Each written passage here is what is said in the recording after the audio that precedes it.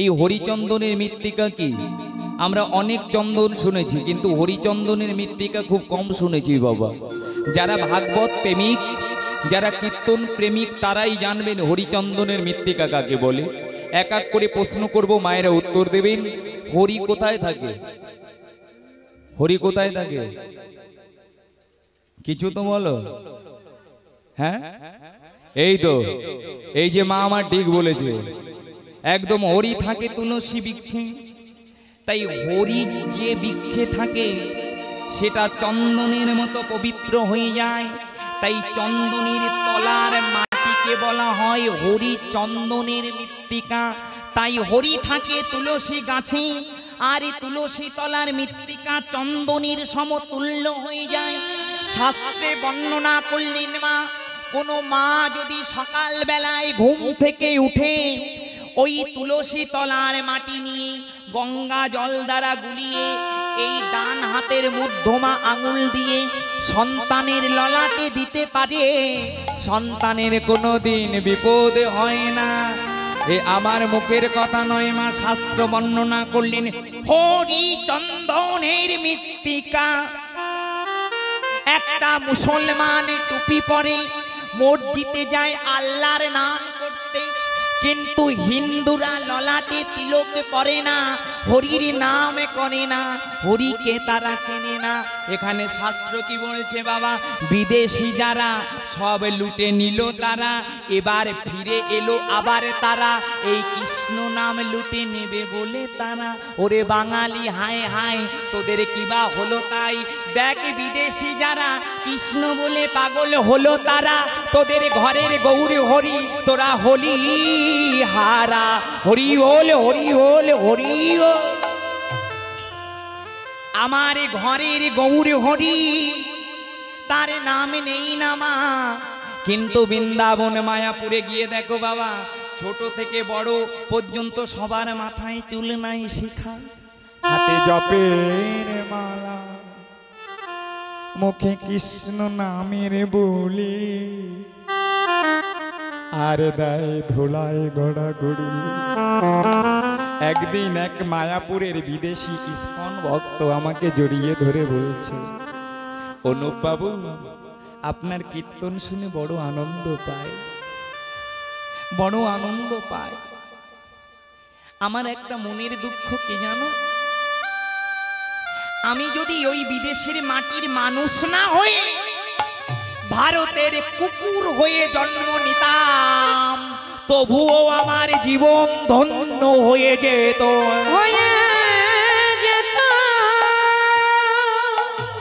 ওই মায়াপুরের কুকুরে যারা, ভেবে দেখবেন, অনুভব করবেন। কৃষ্ণ, এই কীর্তন হচ্ছে অনুভবের বিষয় বাবা, এইখানে ঢোকাতে হবে, না হলে প্রেম পাওয়া যাবে না।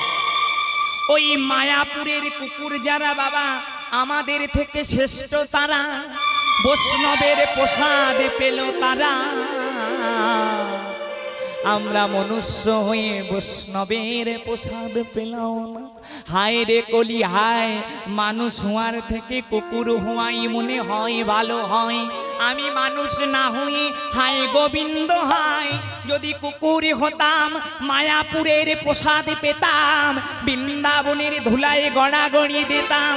কোনোদিন কোনো বৈষ্ণবের পরশে আমার কুকুর জন্ম ধন্য হয়ে আমি কৃষ্ণ ভক্ত হয়ে যেতাম। হরি ও কৃষ্ণ ভক্ত হয়ে যেতাম, আমি কৃষ্ণ ভক্ত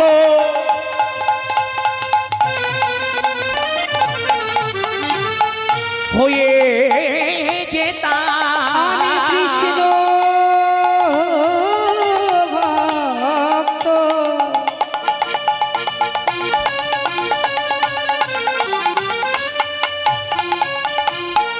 হয়ে যেতাম। আমি মানুষ হয়ে কি করিলাম?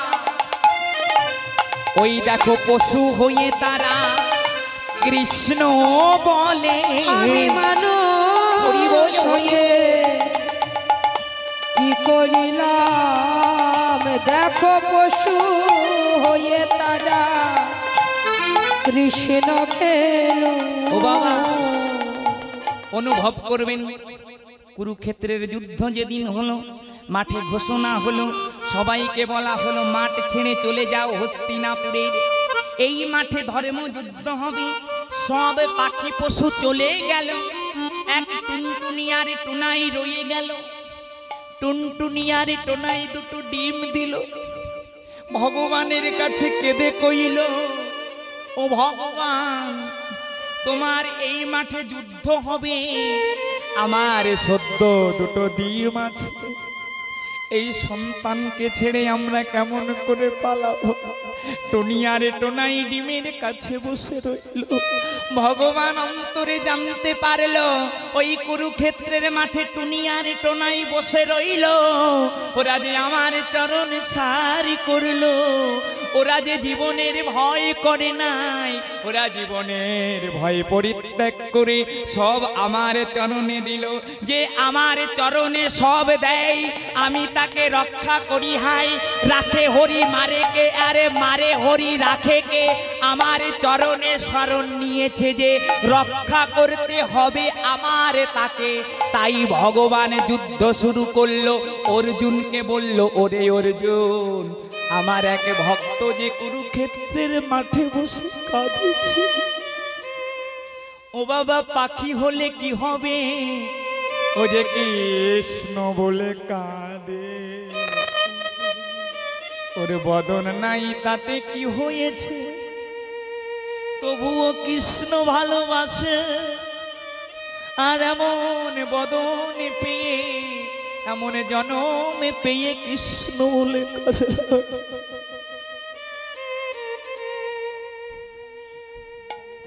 যে জন কৃষ্ণ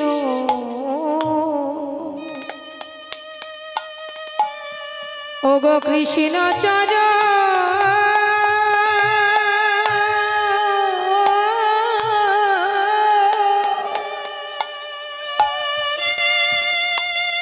কৃষ্ণ চরণে সারি কো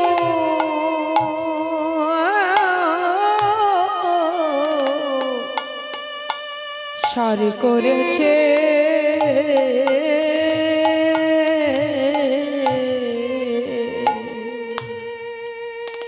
যে জন কৃষ্ণ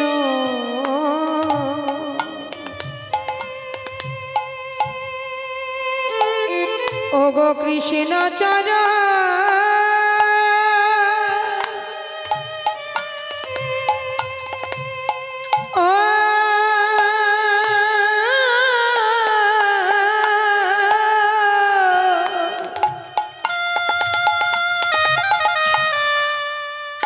কৃষ্ণ চরণ সারি কো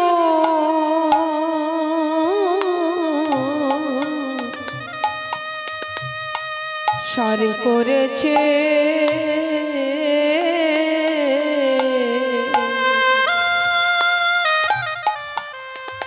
ওগো কৃষ্ণ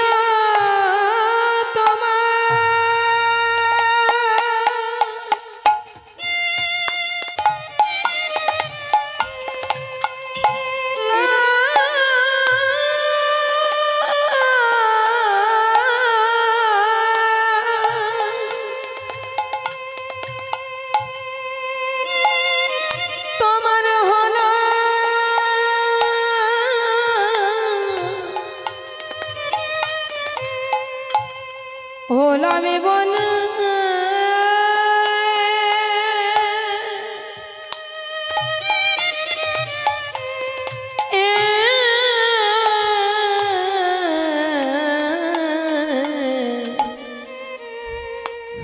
যে জন কৃষ্ণ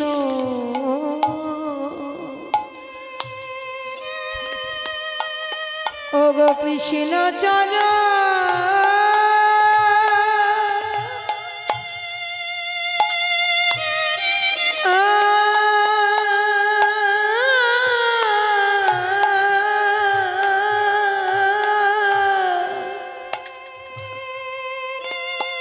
কৃষ্ণ চরণে সারি কো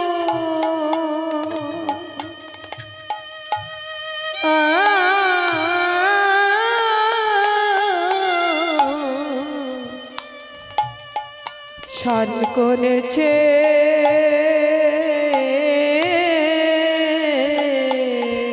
ওগো কৃষ্ণ তোমার আমি হলাম বলে যেজন কৃষ্ণ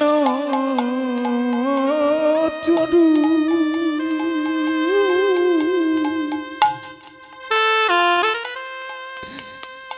সারি করেছে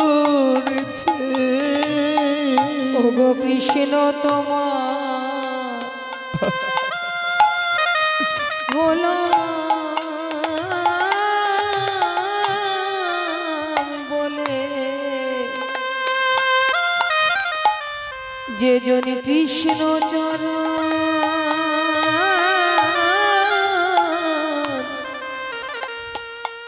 সারে করেছে হা গোবিন্দ তোমার আমি হলাম বলে যেজন কৃষ্ণ চরণ সারে করেছে গোবিন্দ তোমার হলাম বলে যে জন কৃষ্ণ চরণ সারে করেছে যে কুলে জন হোক না কেন আমি যেন কৃষ্ণ বলে কাঁদিতে পারি যে কুলে জন প্রভু হোক না কেন কৃষ্ণ বলে কাঁদিতে পারি যে ওই চরণ ছাড়া করো না যেন কৃষ্ণ বলে কাঁদিতে আমি পারি ওই চরণে সব সোপে যেন কৃষ্ণ বলে কাঁদিতে পারি ওই চরণে সব সোপে যেন কৃষ্ণ বলে কাঁদিতে জানো পারি চরণ ছাড়া করো না হে কৃষ্ণ বলে কাঁদিতে বাবু পারি যে কুলে জনম হোক না কেন যেন কৃষ্ণ বলে কাঁদিতে বাবু পারি যে কুলে জনম হোক না কেন যেন কৃষ্ণ বলে কাঁদিতে পারি টুনটুনি আমার বলছে হে দয়াময় তুমি তো দিয়েছ পক্ষী কুলে জনম যে জনমে তোমার নাম করা যায় না তোমার ভজন করা যায় না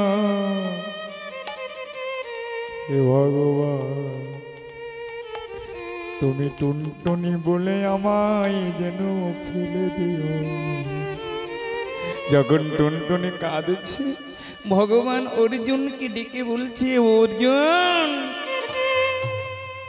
তুমি দুর্যোধনের হাতির গলায় যে ঘন্টা বাঁধা আছে ওই ঘন্টায় তীর মারো যেই তীর মেরেছে বাবা ওই ঘন্টা টুনটুনিয়ার টোনাইয়ের উপরে পড়েছে আচ্ছাদন হয়ে গেল 18 দিন কুরুক্ষেত্রের যুদ্ধ হয়ে গেল টুনটুনিয়ার টোনাইয়ের ডিম ফুটে বাচ্চা হলো গোবিন্দ তাদের রক্ষা করলো তাই রাখে হরি মারে কে মারে হরি রাখে কে হরির চরণ শরণ নিলে মহাজনে বললেন ওই টুনটুনির মতন তোমার অকাল মরণ আরে হবে না হরিব কাল মরণ আর হবে না অকাল মরণ আর হবে তোমার অকাল মরণ আর হবে না ওই গুরু চরণে শরণ নিলে অকাল মরণ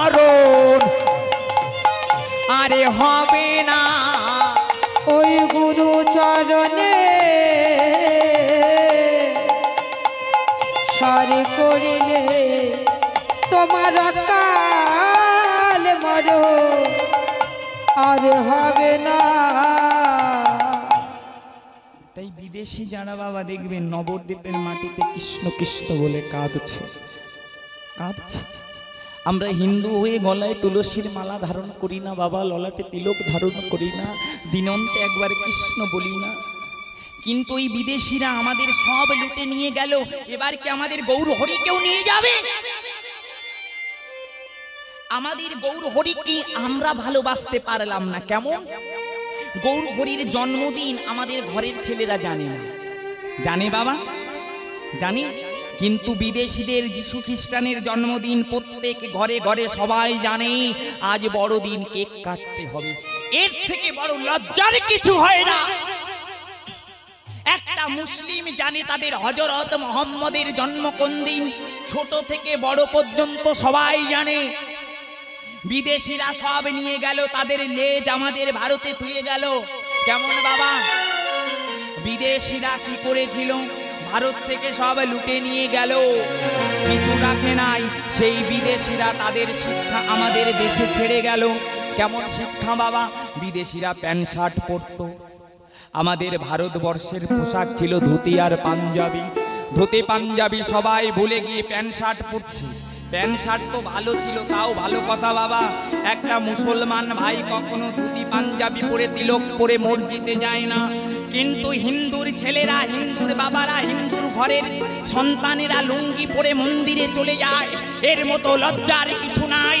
একটা মন্দিরে তাস খেলা হয়, বিড়ি খাওয়া হয়, খনি খাওয়া হয়, কিন্তু মুসলমানদের মসজিদে তাস খেলা হয় না, খনি খাওয়া হয় না, সেখানে জুয়া খেলা হয় না। আমাদের লজ্জা হওয়া দরকার। আমরা এমন করি, আরে ঘরের মায়েরা সিরিয়াল দেখে দেখে এদিকে ভালো, শাড়ি খুলে নাইটি পরা ধরলো, এগুলো সব বিদেশি কালচার। বিয়ে হবার পরে বলে শ্বশুর শাশুড়িকে আর খেতে দেব না, বের করে দাও, বের করে দাও, আমি খাবো। মহাজন বলছে, ওরে কলিকালে মানুষ হওয়ার থেকে কুকুর হওয়াই ভালো ছিল। মা বাবাকে খেতে দেয় না ছেলে, কিন্তু কুকুর কিনে কুকুরকে কত যত্ন করে বলো, করে কিনা বাবা? যারা বড় লোক বিদেশি, যারা বড় লোক, দোতলা তিনতলা বাড়ি আছে, সুন্দর একটা কুকুর কিনবে, কুকুরকে শ্যাম্পু দিয়ে 3 বেলায় স্নান করাবে, আবার ভালো মন্দ খাওয়াবে, কিন্তু নিজের ঘরের বৃদ্ধ মা বাবা না খেয়ে আছে, তাদের খেতে দেয় না, তাদের কটু কথা বলে। কত কুলাঙ্গার সন্তান আছে নিজের মা বাবার গায়ে আঘাত করে। মহাজনে বললেন, ওরে তুই বড় শিক্ষিত হয়ে কি করবে যদি তোর ভেতরে মাতৃ পিতৃ ভক্তি না থাকে? এই মন্দিরে খুঁজলে তুই ভগবানকে পাবি না। ভগবান প্রত্যেক ঘরে থাকতে পারবে না বলে তিনি মা আর বাবাকে তৈরি করলেন। মা আর বাবার ভেতরেই ভগবান আসল গুরু। ওরে নকল গুরুর কাছে গিয়ে কি করবে? নকল গুরু তো গরুর মতন হতে পারে, আসল গুরু মা বাবা। আগে মা বাবাকে যত্ন করো, মা বাবাকে ভালোবাসো। কোনো সন্তান যদি মা বাবাকে ভালোবাসতে পারে, তার মন্দিরে গিয়ে পুজো দিতে হয় না, ভগবান তার কাছে নিজে হেঁটে আসে বাবা, আসে। মা বাবার আশীর্বাদ যদি কোনো সন্তানের উপরে থাকে, সেই সন্তানকে কেউ হারাতে পারে না। তার প্রমাণ কি? আমি প্রমাণ দিয়ে কথা বলবো। রাবণ যখন রামের সঙ্গে যুদ্ধ করছে, রাবণের সব সন্তানরা মারা গেল, ওই বিভীষণের একটা সন্তান তরণী সেনে বেঁচে ছিল। তরণী সেনে যুদ্ধে গেল, রাম নাম গায়ে লিখে নিল, তারে মা সরমা তরণীকে আশীর্বাদ করলো, ও তরণী বিজয়ী ভাব। রামচন্দ্র যত বান মারে, সবে ফুলের মালা হয়ে চরণে পড়ে। রাম বলে, এটুকু বালক কত অসুর মেরে দিলাম, মেঘনাথকে বধ করলাম, কুম্ভকর্ণকে বধ করলাম, কত অকাসুর বকাসুর দানবকে বধ করলাম, কিন্তু এই তরণী সেন ছোট্ট বালকের কাছে আমার বান কেন পরাজিত? কেন হবে না? মা বাবা যে জগৎ গুরু, ছেলে যতই হোক কল্পতরু, মা বাবার আশীর্বাদ থাকলে সেই সন্তানকে দেবতাও কিছু করতে পারে না।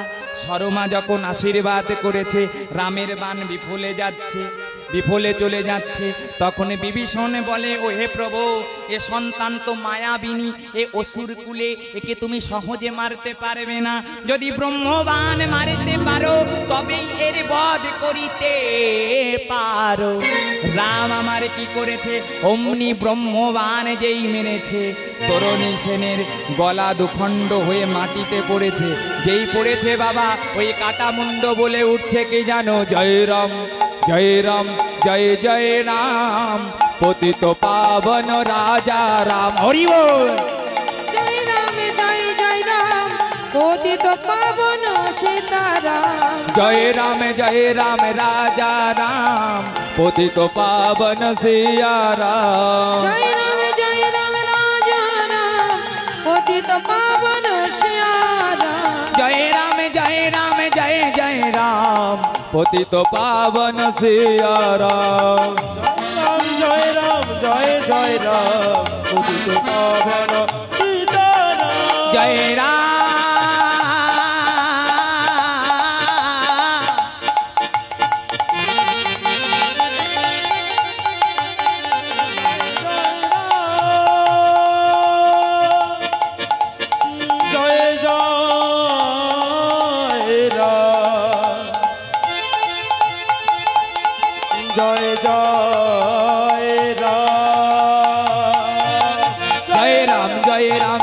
जय राम पतित पावन सिया राम।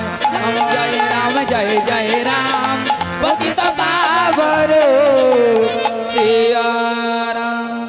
ওই কাটা মুন্ড রাম নাম করছে, রাম আমারে দৌড়ে গেল।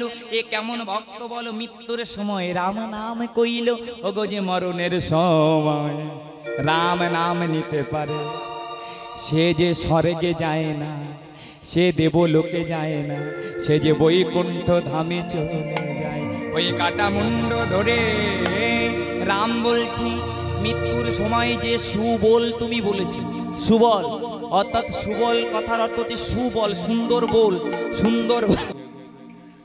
তাহলে বাবা আমরা শিক্ষিত হয়ে কি করব যদি আমাদের ভিতরে আসল জ্ঞান চৈতন্য মানবতা না থাকে? বাবা ডিগ্রি নিয়ে কি হবে? ওই ডিগ্রির কোনো দাম নাই। আসল মাতা পিতাকেই যদি তুমি ভজন না করতে পারো, গুরুজনকেই ভজন না করতে পারো, তোমার মা যদি এক মুঠো খাবার জন্য কাঁদে, তাহলে তোমার মন্দিরে 10,000 টাকা দিয়ে কি লাভ? অমন মনুষ্য জন্ম থেকে তো তোমার পশু হওয়াই ভালো ছিল। আগে যদি যত্ন করতে হয় তুমি মা বাবাকে যত্ন করো, তবেই তুমি গোবিন্দকে পাবে। ভগবান পর্যন্ত তোমার কাছে চলে আসবে মা বাবার আশীর্বাদ যদি থাকে। ও মা, ভগবানকে পাবে বলে একদিন রামকৃষ্ণ ঠাকুরের কাছে নরেন গিয়ে বলছে, ওগো ঠাকুর আমি ভগবানকে পাবো কি করে তুমি বলে দাও। তুমি সবসময় তো মা মা বলে ডাকো। ও গো মা, ও গো মা, ও গো,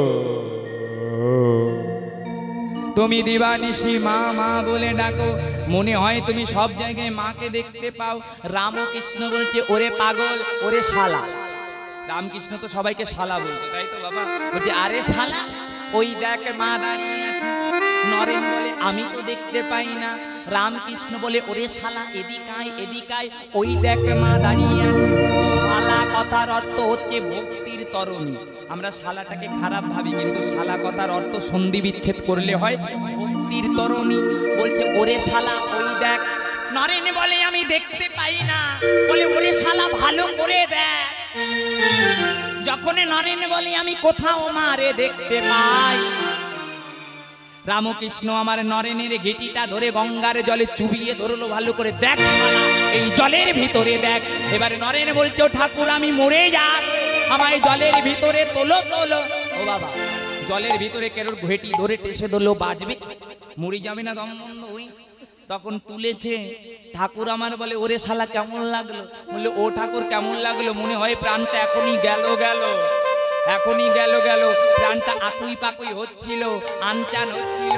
তখন ঠাকুর আমার বলে উঠলো, ওরে শালা যেদিন তোরে প্রাণ এমনি করে মায়ের জন্য কাঁদবে, আকুলি বিকুলি হবে, ওরে সেদিন মায়ের দেখা পাবি। হরি বল।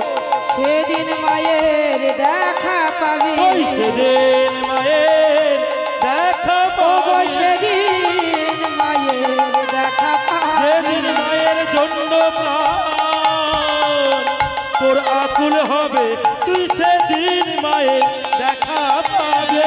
মায়ের জন্য প্রাণ আকুল হবে, সেদিন মায়ের দেখা পাবি। হরি বল, হরি বল, হরি বল।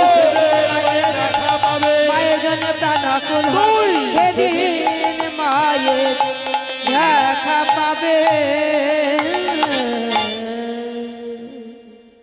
একটা মুসলমানের ছেলে যখন নামাজ পড়তে যায় বাবা, তার বাবা বলে বাবা তোর আল্লাহর প্রতি মতি হোক। একটা হিন্দুর ছেলে যদি তুলসীর মালা পরে, তিলক পরে, পরের দিন পাশের বাড়ির ছেলে বলবে হ্যালো তোর ছেলের কি হলো? তোর ছেলে এখনই যে ভক্ত হয়ে গেল, তোর ছেলে চলে যাবে রে। এই ঘাটে গিয়ে মায়েরা বলবে শোন শোন শোন, ওর ছেলে মালা নিয়েছে, বড় ভক্ত।